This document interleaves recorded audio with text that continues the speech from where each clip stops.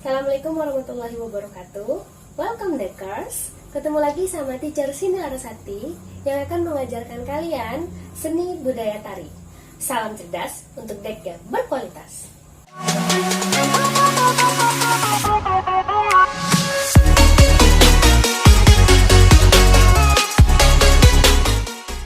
Baiklah Dekers, minggu kemarin teacher sudah mengajarkan kalian atau telah menerangkan tentang pengertian kebudayaan. Kali ini kita akan masuk ke pembahasan selanjutnya, yaitu tentang seni pertunjukan dan seni non-pertunjukan. Seni pertunjukan adalah seni yang bersifat terbatas, ruang dan waktu, dan mempunyai tempat tersendiri untuk pertunjukannya. Contoh, seni tari, seni musik, dan seni teater. Sementara seni non-pertunjukan yaitu seni yang tidak terbatas ruang dan waktu dan tidak mempunyai tempat pertunjukan tersendiri. Dengan arti kata, dia terkebalikan dari seni pertunjukan. Contohnya, itu ada seni lukis, pahat, patung, dan lain sebagainya. Pokoknya untuk seni non-pertunjukan itu termasuk dari seni rupa.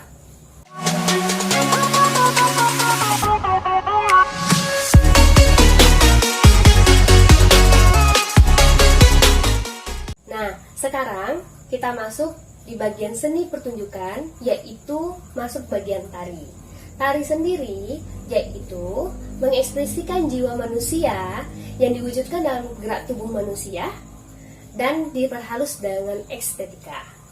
Nah, selanjutnya kita akan masuk ke sejarah tari. Sejarah tari ada 5, yaitu pertama ada zaman prasejarah, yang kedua ada zaman Hindu-Buddha, yang ketiga zaman kolonial, keempat zaman kemerdekaan, dan kelima zaman modern. Semuanya akan teacher ulas dengan ulasan berikut ini. Yang pertama kita masuk pada zaman prasejarah. Pada zaman prasejarah ini masih percaya kepada pengaruh alam lingkungan, sehingga alam itu menjadi sumber kekuatan tari yang bersifat magis atau sesuatu yang dapat menimbulkan kekuatan. Pada zaman ini, gerak sebagai sarana komunikasi atau upacara dan permohonan. Biasanya digunakan untuk menyembah dewa-dewa dan menyembah nenek moyang. Ciri-ciri pada tari zaman prasejarah. Yang pertama, kostumnya masih sederhana. Kedua, pola landai sederhana. Ketiga, rias sederhana. Keempat, gerak sebagai sarana komunikasi. Selanjutnya, musik berasal dari nyanyian atau tepukan hentakan dari badan. Nama-nama sesuai dengan lingkungan mereka. Yang terakhir, hiasan kepala sederhana. Contohnya itu ada tari minta hujan atau tari tolak bala, dan juga tari berburu. Selanjutnya ada zaman Hindu-Buddha. Pada abad 1-2 Masehi, perkembangan Hindu-Buddha sepanjang abad mengalami perubahan. Seseorang meletakkan dasar tari klasik India yang hingga kini masih dipegang teguh oleh beberapa tari di Indonesia adalah Brata Natasha Sastra.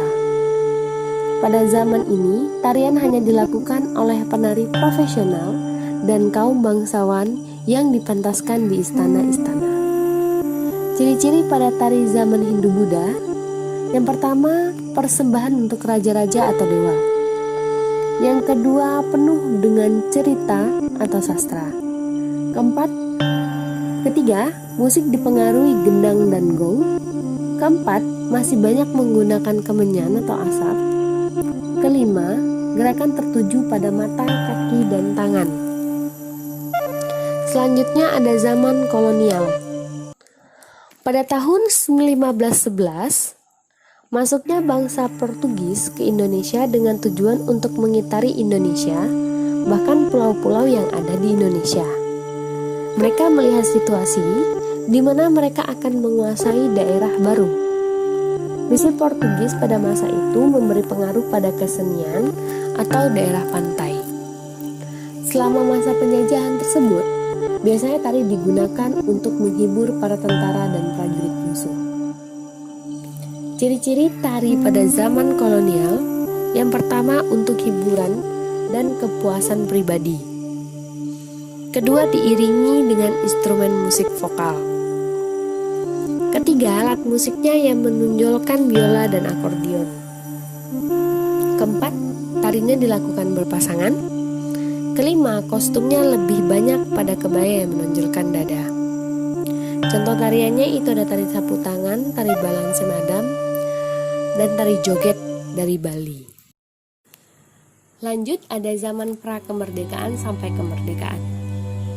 Seni pertunjukan pada tahun 1947 bertujuan untuk misi politik yang banyak muncul dalam bentuk seni teater atau seni papat, yaitu wayang. Dengan berkesenian dapat menaklukkan suatu kekuatan. Pada tahun 1955 sampai 1957, setelah kemerdekaan yang saat itu keadaan masih labil. Di sana masyarakat masih bertentangan. Dan pada saat itu, wayang ditampilkan bertujuan untuk kepentingan agama. Dari wayang kulit, kemudian berkembanglah menjadi wayang orang yang banyak menggunakan unsur tari. Kesenian pada zaman kemerdekaan untuk kepentingan politik dalam rangka menyatukan masyarakat yang terpecah belah oleh bangsa dan penjajahan. Untuk itu, para seniman Indonesia mencoba melalui pertunjukan wayang dapat mempercepat silaturahmi antar sesama bangsa. Yang terakhir itu ada modern dance. Di Amerika pada tahun 1930, seniman-seniman tari ingin melepaskan diri dari ketentuan-ketentuan yang baku. Untuk melepaskan ketentuan itu, muncullah para koreografi. Pencetus modern dance yaitu Manta Gam, Mary Wickman, Hanya Ham, Doris Humphrey.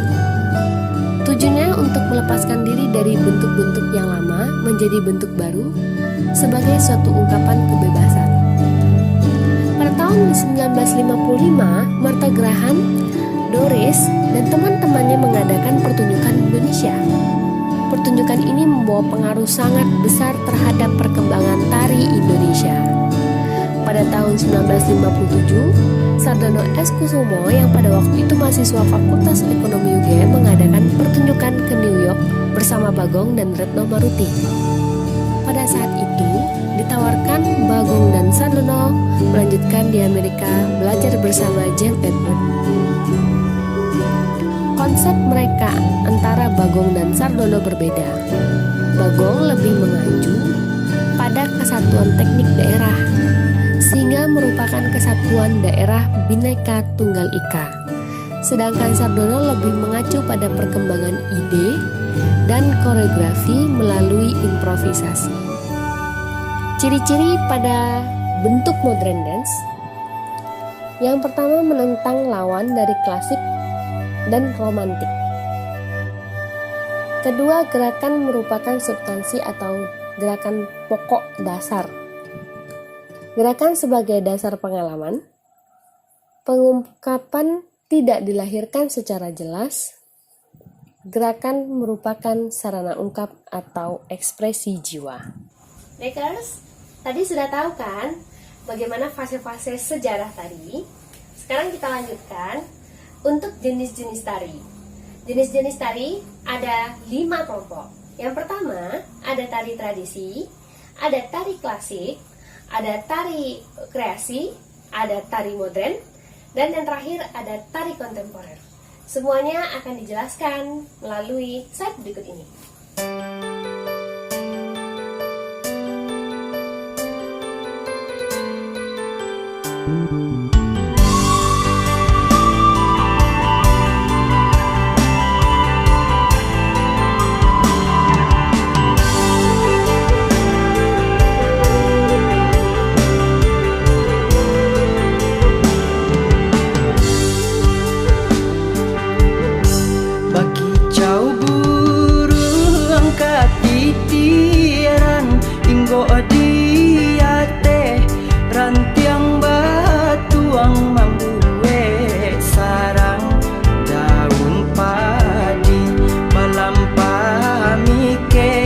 Oke, kalian sudah tahu ya apa tadi jenis-jenis tari? Jadi besok jika kalian telah melihat ada pertunjukan tari, kalian bisa mengelompokkannya apa tarian tersebut. Apakah dia termasuk dari tari tradisi, modern, atau kontemporer, atau malah tari kreasi. Sekarang, karena kalian sudah mengetahui pengertian-pengertian tari tadi, bagusnya kalian mengetahui langsung apa itu elemen-elemen yang ada dalam tari. Yaitu yang pertama ada gerak, ada musik, ruang, waktu, dan juga nanti ada tata rias dan busana. Silakan kalian pahami sendiri slide yang berikut ini. Nah, untuk elemen-elemen tari, yang pertama itu ada gerak. Di dalam gerak ada ruang, waktu, tenaga. Di dalam ruang ada jarak, ada level, ada volume, ada dinamika. Kemudian di dalam waktu ada tempo, ada ritme, ada durasi. Kemudian yang ketiga ada tenaga.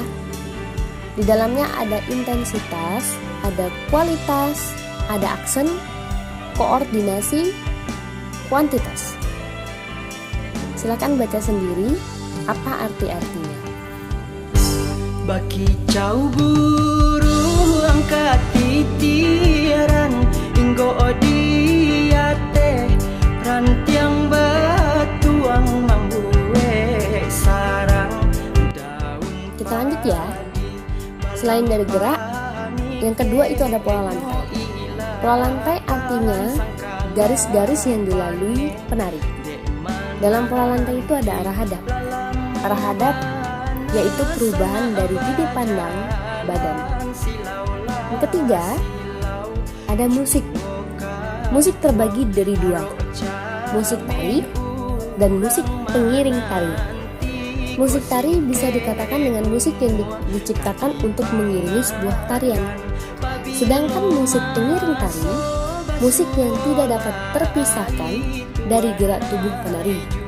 Bisa jadi, tubuh penari dapat mengeluarkan sumber bunyi tertentu seperti tepukan, tangan, badan, hentakan kaki, teriakan, serta memberikan suasana maupun gambaran dari garapan tersebut. Yang ketiga ada tata pentas. Tata pentas ada dua, yaitu dekorasi atau setting. Yang kedua ada properti.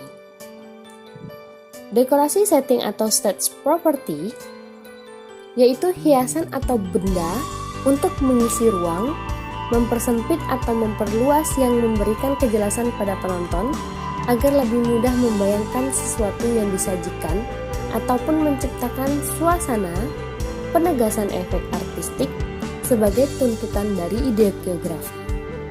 Sedangkan properti, alat untuk menciptakan efek tertentu terhadap gerak penari, maka perlu dihadirkan peralatan tari yang mendukung karakteristik tokoh dan efek artistik. Jadi, antara properti dan setting atau stage property beda ya. Selanjutnya ada tata rias dan busana. Tata rias dan busana ini gunanya untuk membentuk efek wajah penari yang diinginkan sesuai dengan konsep koreografi dan karakteristik tokoh. Contohnya ada rias gagah dan rias cantik. Itu beda ya. Dan itu bisa dibedakan dengan adanya tata rias dan busana. Seperti misalnya dia ingin menggambarkan seorang putri raja dan seorang raja. Itu bisa kita lihat bedanya dalam tari itu menggunakan tata rias dan busana. Oke, sampai di sini dulu ya materi pembelajaran kita hari ini. Tetap rajin belajar dan jaga kesehatan. Thank you for attention and see you the next video.